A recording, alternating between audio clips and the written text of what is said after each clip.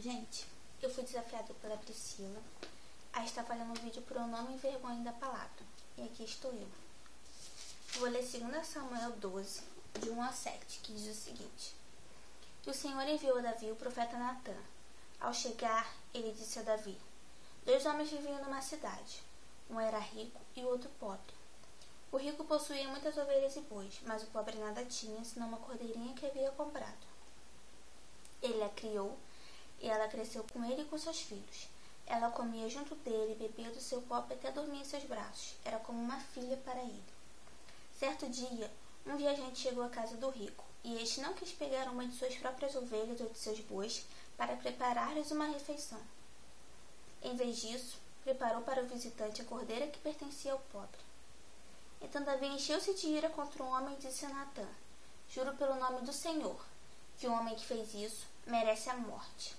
Deverá pagar 4 vezes o preço da cordeira, porquanto agiu sem misericórdia. Então Natã disse a Davi: Você é este homem. Nesse contexto dessa historinha que Natã contou para Davi, o que acontece? Davi ele havia caído no erro, ele havia pecado, havia ido contra a palavra de Deus, havia entristecido o coração de Deus. Por isso, Natã enviou seu profeta, Deus enviou seu profeta até Davi para o estar exortando, para ver se ele caía na real e reconhecia o seu erro. Que mais na frente Davi acabou reconhecendo que havia pecado, pediu perdão, Deus o perdoou, mas ainda assim havia uma consequência. Qual foi o erro de Davi? Ele permitiu viver a cobiça dos seus olhos. Deus havia escolhido Davi como o ungido dele, botou ele como rei do seu povo, permitiu que ele conquistasse muitas terras, que ganhasse muitas batalhas, que fosse próspero, mas ainda assim, Davi, ele se permitiu cair no pecado, cometer o erro, cometer adultério com Batseba, que era a mulher de Urias, um de seus soldados.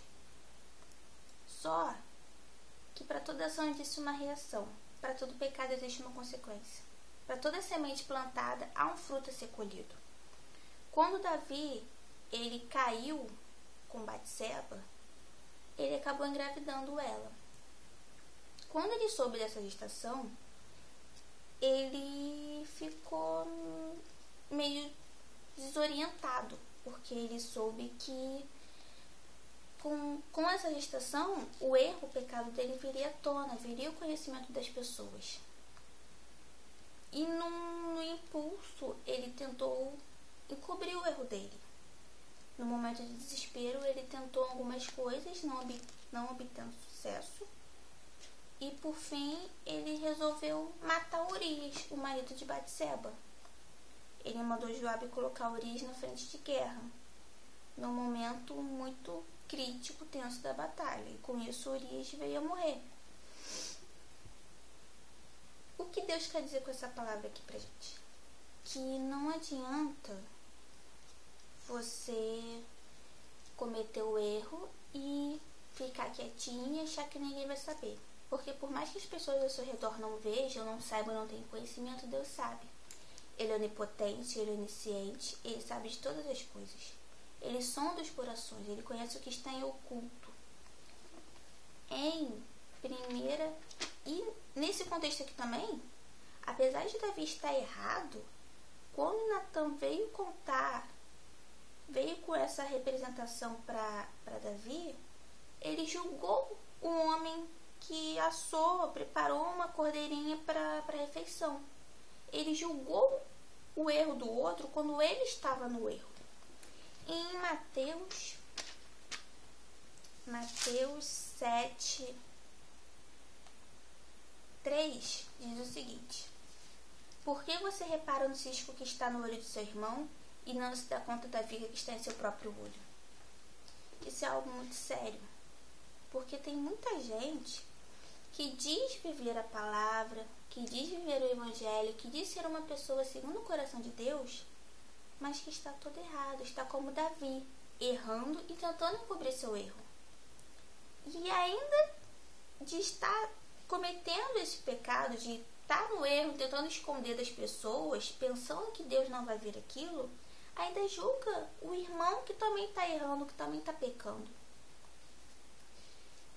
E em 2 Coríntios, 1 Coríntios 4:5 diz o seguinte: portanto, não julguem nada antes da hora devida. Esperem até que o Senhor venha. Ele trará à luz o que está oculto nas trevas, não manifestará as intenções do coração. Então, meu irmão, não fica julgando o seu irmão, não. Não fica tentando encobrir o seu erro, julgando o seu irmão e achando que vai ficar por isso. Porque o peso da condenação que você faz sobre ele, no momento que Deus te julgar, vai cair sobre você o seu erro e o julgamento que você fez no seu irmão. Tudo que você fez, que você acha que vai ficar escondido, Deus vai trazer à tona. Deus vai revelar todos os seus pecados, porque Ele sabe de tudo. Ele conhece tudo. Davi, quando ele errou e foi exortado por Natã, a mando de Deus, ele reconheceu o erro dele, ele pediu perdão e Deus o perdoou, porque Deus é um Deus misericordioso, é um Deus de segunda chance. Só que ainda assim, Davi, ele havia sangue nas mãos dele. Urias foi morto por ordem dele. Urias morreu por uma ordem dele.